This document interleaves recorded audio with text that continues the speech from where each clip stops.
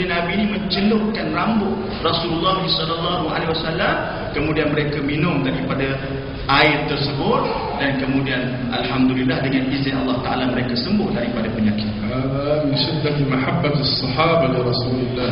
Ini juga membuktikan bahawa betapa sayang dan cintanya para sahabat Nabi kepada Rasulullah. ومن محبتهم له كانوا إذا كانوا في حضرته عليه الصلاة والسلام كأن على رؤوسهم الطير.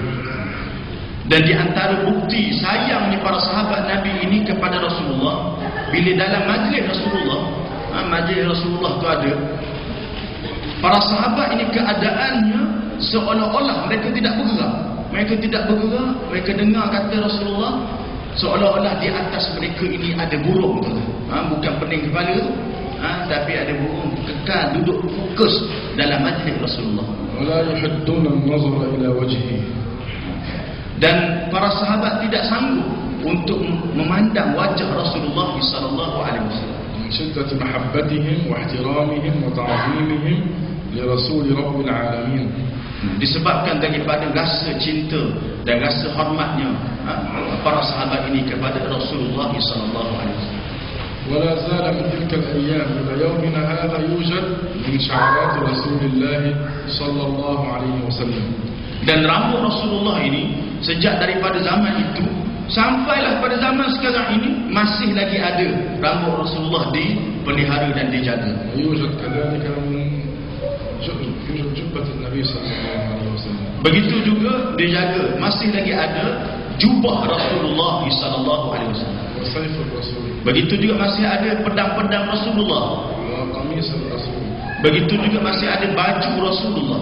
إلى اليوم يوجد في عدة أماكن. Sampai sekarang hari ini banyak kesan-kesan Rasulullah ni masih lagi dipelihara dan dijaga. ليتبرك المسلمون بهذه الآثار. Untuk apa tuan-tuan dijaga? Untuk orang Islam, orang Muslim mengambil berkat daripada kesan peninggalan Nabi Muhammad SAW ini. لأن عقيدة أهل السنة والجماعة أن الرسول صلى الله عليه وسلم يتبرك به في حياته وبعد وفاته. Kerana kepercayaan kita ahli sunnah wal jamaah adalah kesan Rasulullah, begitu juga fizikal Rasulullah, boleh dan harus untuk diambil berkat daripadanya. وأنه يتوسل به إلى الله تعالى في حياته وبعد وفاته. Begitu juga dengan Rasulullah ini, para sahabat, para ulama menyatakan, ahli sunnah wal jamaah menyatakan harus untuk kita bertawassul dengan Rasulullah. Sama ada waktu hidupnya Nabi Muhammad SAW ataupun selepas wafat Rasulullah, masih lagi boleh untuk kita bertawassul dengan baginda kepada Allah. فكيف لا نحبه صلى الله عليه وسلم. Jadi kenapa pula kita tidak sayang dengan Rasulullah? ومن محبتنا له أن نطبق شرعه الذي أنزله الله عليه. Jadi di antara cara kita nak tunjukkan sayang kita kepada Rasulullah adalah dengan kita mempraktikkan sunnah Rasulullah SAW. الذي يحبه يمتثل أمره. Jadi sebab apa tuan-tuan dikatakan bahawa sesiapa yang menyukai sayang kepada yang lain, maka dia akan ikut orang itu. Sayang pada sesuatu, dia akan ikut orang itu. وهو الذي أمر بأن نحافظ على العقيدة التي كان عليها النبي وأصحابه. Dan baginda Rasulullah yang memerintah kita untuk menjaga akidah kita, akidah ini yang dibawa oleh Nabi Muhammad SAW. لأن العقيدة الإسلامية أساس الدين. Mengapa tuan-tuan? Kerana akidah Islamiah itu adalah asas kepada agama yang kita anuti. عقيدة أهل السنة مفتاح الجنة. Saya menyatakan bahawa akidah ahli sunnah itu merupakan kunci kepada syurga.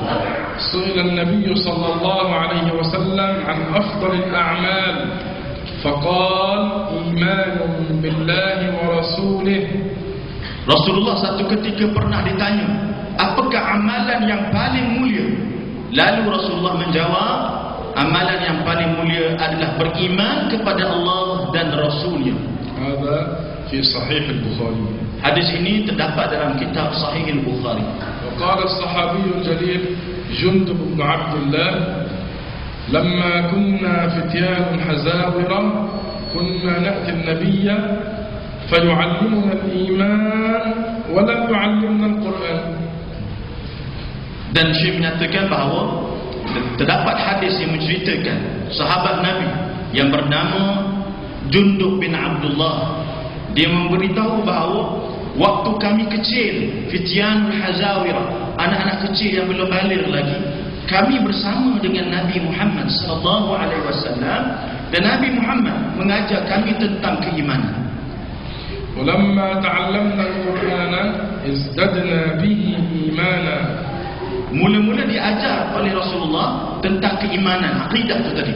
Kemudian selepas daripada itu baru diajar akan Quran, dan selepas diajar akan Quran itu kepada kami, maka bertambahlah iman kami.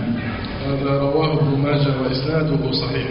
Dan hadis ini diriwayatkan oleh Ibnu Majah dengan sanadnya yang sahih. وفي صحيح البخاري وغيره أن وفدا من الأشعريين من أهل اليمن جاءوا إلى النبي صلى الله عليه وسلم.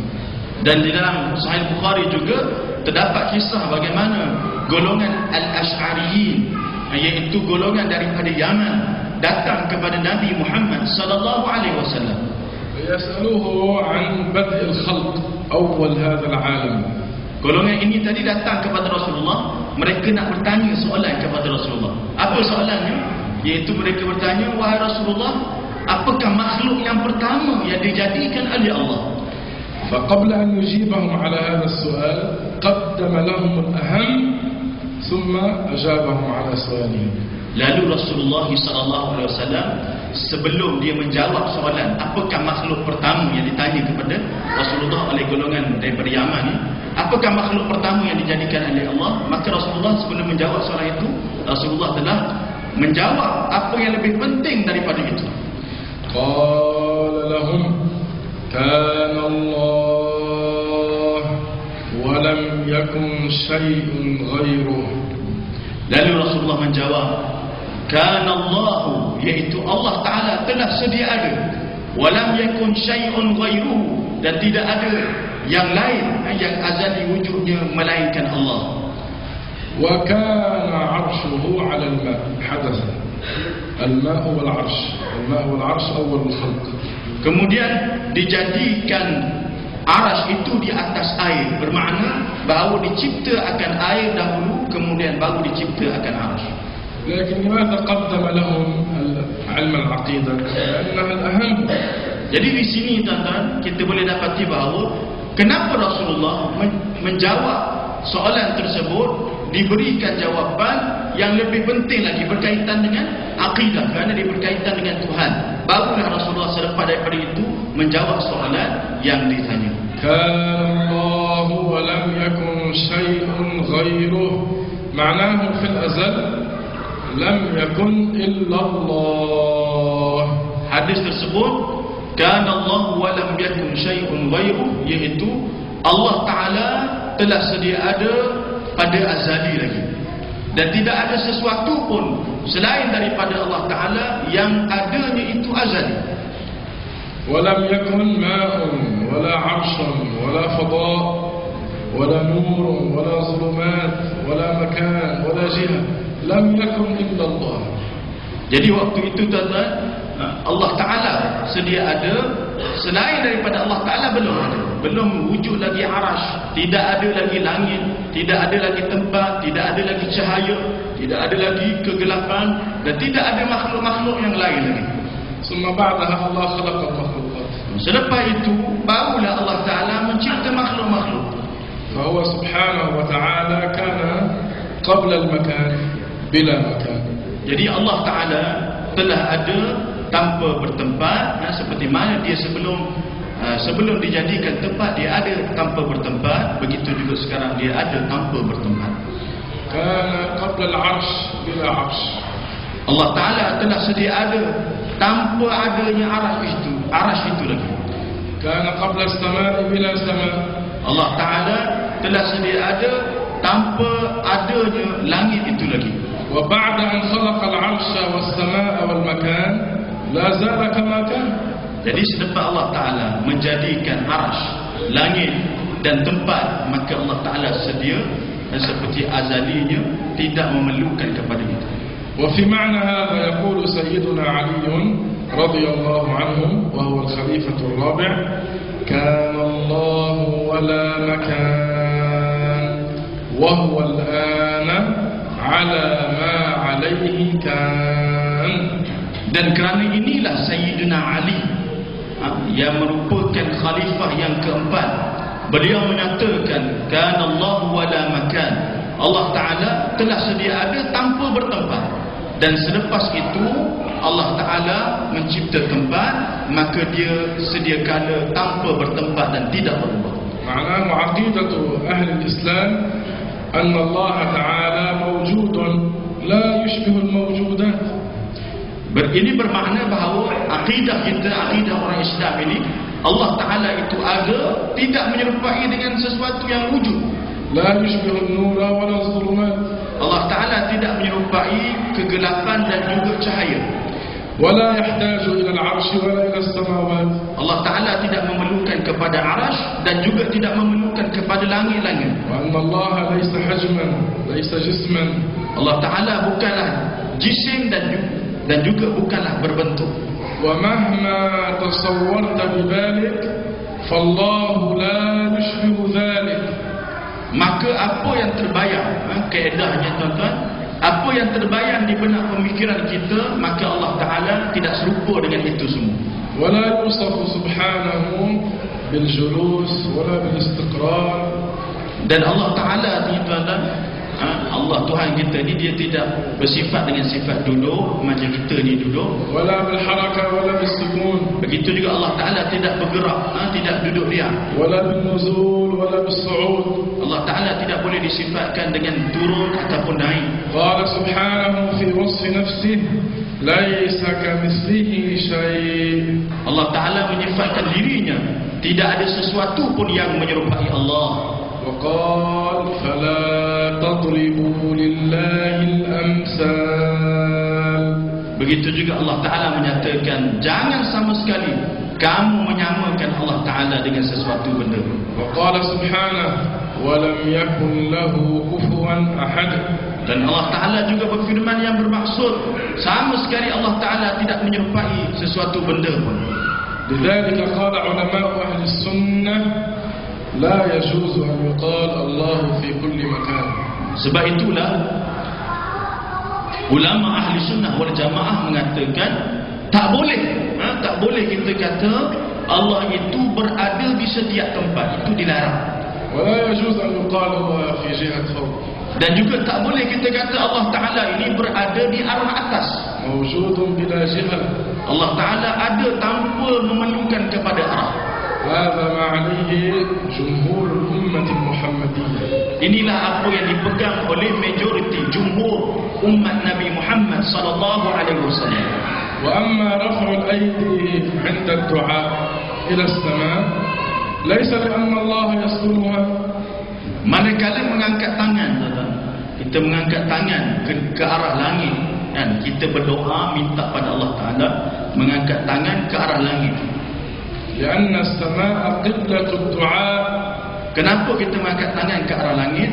Bukan bermakna Allah Ta'ala itu berada di langit, tetapi maknanya adalah langit itu merupakan kiblat bagi orang yang berdoa. Faham? Saya tanya, faham? Jelas? لأن السماء قبلة الدعاء. Sebab langit merupakan kiblat bagi doa. لماذا المصلي في الصلاة يتوجه إلى الكعبة؟ Kenapa orang yang sembahyang, kita solat ni kita sembah Allah Ta'ala, mengapa kita solat, kita sembah Allah Ta'ala, kita menghadap ke arah Kaabah? Kenapa? Kenapa kita sembahyang? Saya tanya. لأن الكعبة قبلة الصلاة. Maknanya kalau ditanya, mengapa kita sembah Allah Ta'ala waktu salat tu kita menghadap ke arah Kaabah? ليس لأن الله يسكنها. Bukan kerana Allah Ta'ala duduk cokoh dalam Kaabah. Bukan makna Allah Ta'ala ada kat Kaabah, tapi kerana Kaabah itu adalah kiblat bagi salat. وكذلك السماء قبلة الدعاء. Jadi begitu jugalah langit itu, langit yang di atas ni merupakan kiblat bagi doa, ومهبط الرحمات. dan langit merupakan tempat turunnya rahmat. فعقيدة الإسلام أن الله موجود بلا جهة ولا مكان. Jadi akidah Islam adalah Allah Ta'ala itu kita yakin dia ada dan tidak menyerupai dengan makhluk, ada tanpa bertempat. خلفي بالله عليك. Syekh kata mari kita berseronok sikit. Ikut dia kuat Allah ada tempat صوت الأعلى. Syekh kata suara dia lagi kuat. Kuat lagi lah. Allah ada tempat jelas faham? Allah ada tempat Kuat lagi kata dia. Allah ada tempat هذه عقيدة أهل السنة والجماعة. Jadi itulah akidah ahli sunnah wal jamaah. وهذا ما كان عليه المشايخ القدماء الذين نشروا الإسلام في هذه البلاد. Dan inilah merupakan pegangan guru-guru, ulama-ulama yang menyebarkan Islam di tanah air di Malaysia ini. وكانوا يشرحون معنا صفات الوبلوغ. Antara buktinya ulama tersebut, ulama kita tuan-tuan, mereka ini mengajar ilmu sifat Allah Ta'ala, sifat 20. ولكن اليوم قل من يتكلم في علم العقيدة. Tapi malangnya zaman sekarang kata Syekh, amat sedikit orang yang selalu berceramah tentang ilmu akidah. فضعف حال الأمة. Kerana itulah umat kita, umat Nabi Muhammad ni, umat sekarang ni menjadi lemah. وزادت الفرق المنحرفة الضالة. Waktu yang sama ramai pula ajaran-ajaran sesat mula timbul. صار يوجد والعياذ بالله من الناس من يعتقد أن الله جسم قاعد على العرش. Sekarang ini tuan-tuan, ada golongan ajaran yang mempercayai Allah Ta'ala itu jisim bertempat duduk di atas arsy. وهذا ضد القرآن. Dan ini merupakan musuh kepada Al-Quran. قال الإمام الشافعي رضي الله عنه. Berkata Imam Syafi'i radhiyallahu anhu, وهو إمامنا. dan Imam Syafi'i adalah imam kita. من اعتقد أو قال إن الله جالس على العرش فهو كافر لا تصح الصلاة خلفه. Berkata Imam Syafi'i radhiyallahu anhu, barang siapa yang beriktikad Allah Ta'ala itu, dia percaya Allah itu duduk di atas arasy, cukup bertempat di atas arasy tu, maka tidak sah salat di belakang dia sebagai makmum, kerana dia telah terkeluar daripada Islam. لأنه عبد غير الله. Dan juga kerana dia menyembah selain daripada Allah. الله ليس كمثله شيء. Allah Ta'ala tidak sama dengan mana-mana makhluknya. وقال الشافعي أيضا المجسم كافر. Dan begitu juga Imam Syafi'i menyatakan bahawa golongan mujassimah ni yang kata Allah itu jisim, duduk atas arasy tu, maka orang ini kata Imam Syafi'i adalah telah menjadi kafir. وهكذا قال الإمام أبو حنيفة ومالك وأحمد بن حنبل. Begitu juga kenyataan yang sama disebut oleh imam yang hebat selain daripada Imam Syafi'i seperti Imam Malik, Imam Ahmad dan Imam Abu Hanifah. هذا الإمام النووي من علماء الشافعية في كتابه المجموع شرح المهذب في باب الصلاة يقول عن المجسم كافر.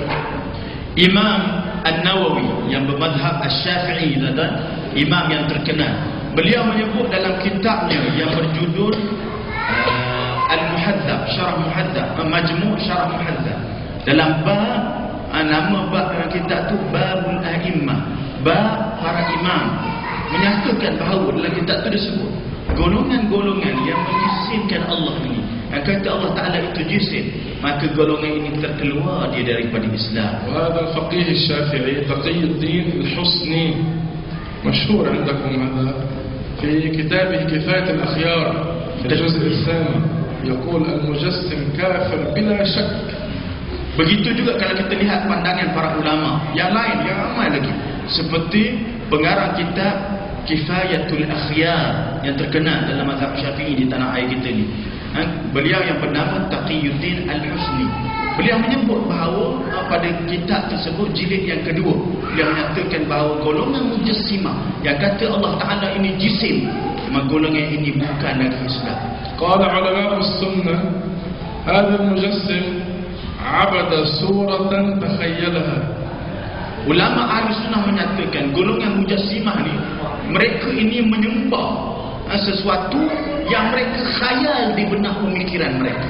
وعابد الصنم عبد سورة نحتها. Dan penyembah berhala, tuan-tuan, penyembah berhala, mereka ini menyembah sesuatu yang mereka khayal, kemudian mereka bentukkannya. كلاهما عبد سورة. Kedua-duanya menyembah apa? Iaitu menyembah tidak menyembah Allah, dia menyembah surah, menyembah bentuk. كلاهما عبد غير الله. Kedua-duanya menyembah selain daripada Allah. لذلك هذه الفرقة المنحرفة تنشر عقيدة التجسيم بين الناس. Sebab itu kita dapati ajaran menyeleweng ini, mereka menyebarkan fahaman mereka, fahaman tajsim ni. Tajsim ni maknanya mengatakan Allah itu bentuk, jisim. Dia menyebarkan di kalangan masyarakat umat Islam zaman sekarang. وإذا رأوا المسلمين يقرؤون سورة ياسين على الأموات المسلمين يقولون حرام هذه بدعة. Golongan ini, tuan-tuan, golongan Mujassimah ni, mereka ini kalau kita nak kenal siapa dia golongan Mujassimah ni, mereka ni biasanya kalau mereka lihat umat Islam membaca surah Yasin ke atas mayat-mayat umat Islam, baca surah Yasin ke atas orang yang telah mati, apa mereka kata ajaran sesat ni? Dia kata ini haram, ini bid'ah. وإذا رأوهم يلقون الميت يا عبد الله يا ابن أمة الله يقولون هذه بدعة حرام. Begitu juga bila mana ajaran sesat ini melihat umat Islam membaca talqin, talqin kepada mayat, mayat telah mati kita baca talqin yang ma'ruf, yang terkenal tu. Apa mereka kata? Talqin ni bid'ah, talqin ni haram. وإذا رأوا المسلم يحمل السبحة لذكر الله كذلك ينكرون عليه. Begitu juga ajaran menyeleweng ini bila mana mereka melihat umat Islam yang ada pegang tasbih, yang bawa tasbih, berzikir guna tasbih tu. Apa mereka kata? Dia kata apa tasbih ni? Ni bid'ah ni haram. وإذا رأوهم يعملون المولد ينكرون عليهم ويكرهون عمل المولد. Begitu juga ajaran Mujassimah ini bila mana mereka melihat umat Islam meraihkan maulid Nabi SAW. Apa mereka kata? Mereka kata amalan maulid ni, sambut maulid ni adalah bid'ah dan juga haram. يكرهونه من غير دليل. Mereka membenci golongan ini, tuan-tuan, dia membenci kalau kita menyambut maulid Nabi SAW. إمام في هذا إبليس. Saya kata golongan ini imam dia siapa sebenarnya? Nabi Muhammad ke? Siapa imam dia? Tidak. Imam mereka ini adalah Iblis laknatullah. إبليس ماذا فعل لما ولد رسول الله؟ Saya kata Iblis, apa kalau kita tengok dalam sejarah, Iblis ni apa dia buat? Apa yang dilakukan waktu Nabi SAW lahir? كان مسرورا أم كان حزينا؟ Adakah Iblis bila Rasulullah lahir dia gembira ke dia sedih? حزنا شديدا وصاح ورن. Iblis bila mana Rasulullah lahir dia tidak gembira, dia benci, bahkan dia menyerit berteriak kuat-kuat kerana sakit hati dengan kelahiran Nabi Muhammad sallallahu alaihi wasallam. وهؤلاء كذلك إذا عمل المولد يكرهون وينغاظون ويصيحون. Begitu juga sebahagian orang tadi ajaran Mujassimah ni tadi. Mereka ini kalau dilihat kita sambut maulid Nabi SAW, mereka akan sakit hati, mereka akan tak suka, mereka akan membenci dan sebagainya.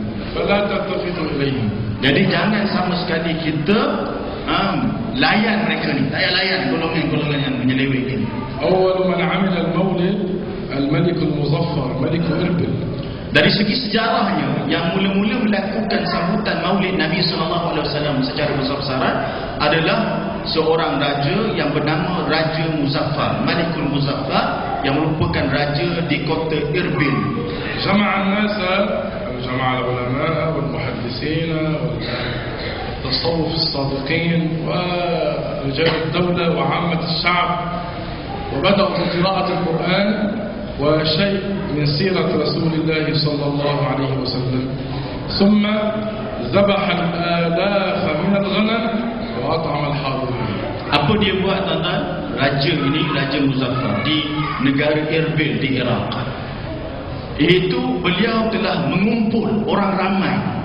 Di kalangan orang ramai tersebut ada di kalangan mereka para ulama, orang-orang yang faqih, para hufaz yang menghafal hadis Nabi, dan orang masyarakat umum di kalangan umat Islam dikumpulkan untuk membaca ayat suci Al-Quran. Kemudian mereka menyebut sirah Nabi Muhammad sallallahu alaihi wasallam.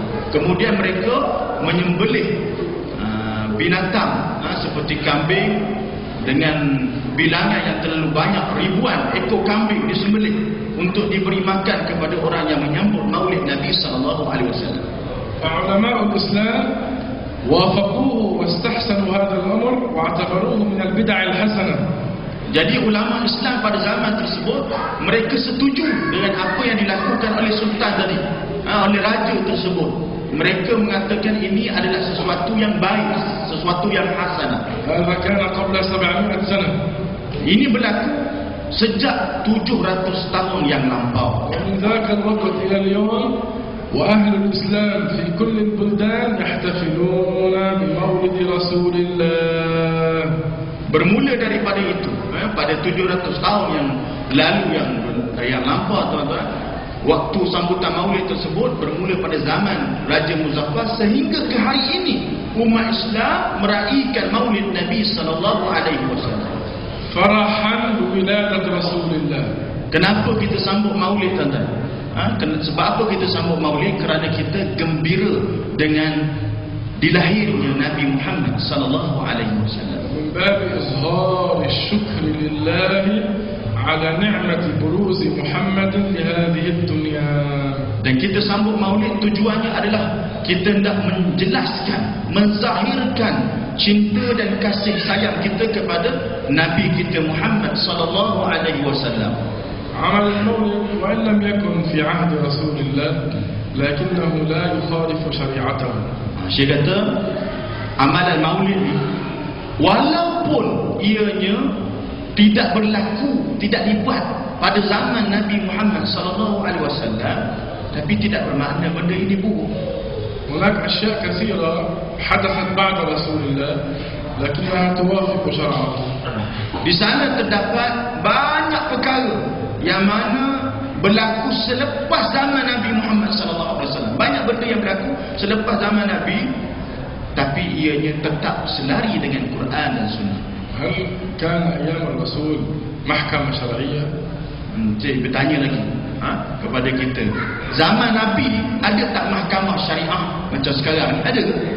هل كان يوجد جامعة إسلامية؟ Ada ke zaman Nabi dulu universiti Islam? معهد شرعي؟ Ada tak sekolah-sekolah agama? مستشفى؟ Ada tak zaman Nabi itu hospital? حتى المصحف الشريف لم يكن في عهد رسول الله منقطا. Sehingga kan kalau kita lihat sebenarnya pada mushaf Al-Quran, kita di Asar Stuni Al-Quran berkaitan dengan Al-Quran.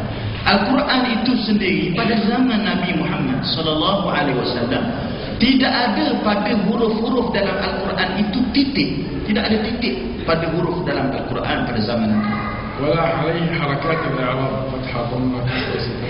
Begitu juga pada zaman Nabi sallallahu alaihi wasallam, Quran mushaf ini tidak ada baris harakat, baris atas, baris bawah, baris depan, tidak ada. وكذلك لم يكن همزة ولا شدة. Begitu juga tidak ada zaman Nabi sallallahu alaihi wasallam huruf hamzah, tanda hamzah ataupun syaddah sabdu itu tidak ada. ولم يكن أسماء السور والمكتوب مكية ومدنية وأرقام الآيات 1 2 3 ما كان هذا. Pada zaman Nabi juga mushaf Al-Quran yang menjadi asas rujukan kita tu tidak ada nama-nama surah. Juga tidak ada pada mushaf Al-Quran itu pada zaman Nabi nombor ayat 1, 2, 3 tidak ada. ولم يكن هذا في عهد سيدنا أبي بكر رضي الله عنه. Begitu juga zaman Saidina Abu Bakar, pemerintahan beliau tidak ada titik-titik benda-benda tadi pada Al-Quran Karim. ولا في عهد سيدنا عمر. Begitu juga pada zaman Sayyidina Umar. حتى سيدنا عثمان رضي الله عنه الذي كتب المصاحف الستة ووزعها في البلاد لتعتمد كتبت من غير نقد. Sehingga kan pada zaman Sayyidina Uthman bin Affan sendiri, yang mana Sayyidina Uthman bin Affan yang mengumpulkan Al-Quran, mengumpulkan mushaf 6 itu dikumpulkan untuk dibahagikan kepada negara-negara